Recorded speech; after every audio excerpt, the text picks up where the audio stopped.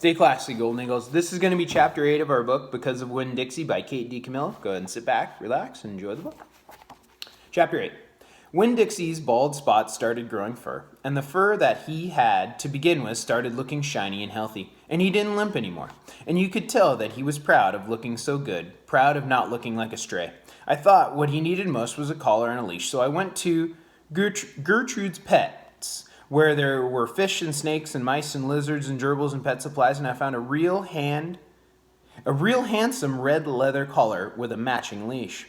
Winn-Dixie was not allowed to come inside the store. There was a big sign on the door that said "No dogs allowed." So I held the collar and the leash up to the window, and Winn-Dixie, who was standing on the other side of the window, pulled up his lip and showed me his teeth and sneezed and wagged his tail something furious. So I knew he absolutely loved that leash and collar combination. But it was very expensive. I decided to explain my situation to the man behind the counter. I said, "I don't get a big enough allowance to afford anything this fancy, but I love this leash and collar. And so does my dog. And I was thinking that maybe you could set me up on an installment plan." "An installment plan?" said the man. "Gertrude," somebody screamed in a real irritating voice. I looked around. It was a parrot. She was sitting on top of one of the fish tanks looking right at me. "An installment plan," I said, ignoring the parrot. "You know, where I promise to give you my allowance every week and you give me the leash and the collar now?" "I don't think I can do that," said the man. He shook his head. "No, the owner, she wouldn't like that." He looked down at the counter. He wouldn't look at me. He had thick black hair and it was slicked back like Elvis Presley's. He had a name on his tag and it was Otis. "Of course, I could work for you," I said. "I could come in and sweep floors and dust the shelves and take out the trash. I could do that." I looked around Gertrude's Pets. There was sand and sunflower seed shells and big dust bunnies all over the floor. I could tell that it needed to be swept. Said Otis. He looked down at the counter and some more.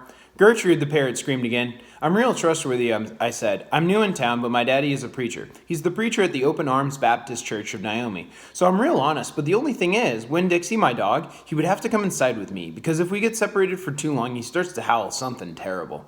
"Gertrude doesn't like dogs," said Otis. "Is she the owner?" I asked. No, he finally looked up. He pointed at the fish tank. "That Gertrude, the parrot. I named her after the owner."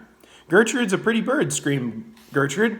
"She might like Winn-Dixie," I told Otis. "Almost everybody does. Maybe he could come inside and meet her, and if the two of them get along, then maybe I could have the job." "Maybe," Otis mumbled. He looked down at the counter again. So I went and opened the door, and Winn-Dixie came trotting inside the store. "Dog," screamed Gertrude. "I know it," Otis told her. And then Gertrude got real quiet. She sat on top of the fish tank and cocked her head from one side to the other, looking at Winn-Dixie. And Winn-Dixie stood and stared back at her. He didn't hardly move. He didn't wag his tail. He didn't smile. He didn't sneeze. He just stared at Gertrude, and she stared at him. And then she spread her wings out real far and flew and landed on top of Winn-Dixie's head. "Dog," she croaked. Winn-Dixie wagged his tail just a little tiny bit. And Otis said, "You can start on Monday." "Thank you," I told him. "You won't be sorry." On the way out of Gertrude's Pets, I said to Winn-Dixie, "You are better at making friends than anybody I've ever known. I bet if my mama knew you, she would think you are the best dog ever." Winn-Dixie was smiling up at me, and I was smiling down at him. And so neither one of us was looking where we were going, and we almost bumped right into Sweetie Pie Thomas. She was standing there, sucking on the knuckle of her third finger, staring in the window of Gertrude's Pets. She took her finger out of her mouth and looked at me. Her eyes were all big and round. "Was that bird sitting on top of the dog's head?" she asked. She had her hair tied up in a ponytail with a pink ribbon. But it wasn't much of a ponytail. It was mostly a ribbon and a few strands of hair. "Yes," I told her. "I seen it," she said. She nodded her head and put her knuckle back in her mouth. Then she took it out again real quick. "I seen that dog in church, too. He was catching a mouse. I want a dog just like it, but Mama told me Mama won't let me get no dog. She says if I'm real good, I might get to buy a goldfish or one of them gerbils. That's what she says. Can I pet your dog?" "Sure," I told her. Sweetie Pie stroked Winn-Dixie's head so long and serious that her eyes drooped half closed and drool came out of the side of his mouth. "I'm going to be 6 years old in September. I got to stop sucking on my knuckle once I'm 6, said Sweetie Pie. "I'm having a party. Do you want to come to my party? The theme is pink." "Sure," I told her. Can this dog come?" she asked. "You bet," I told her, and all of a sudden I felt happy. I had a dog, I had a job, I had Miss Franny Block for a friend, and I had my first invitation to a party in Naomi. It didn't matter that it came from a 5-year-old, and the party wasn't until September. I didn't feel alone anymore.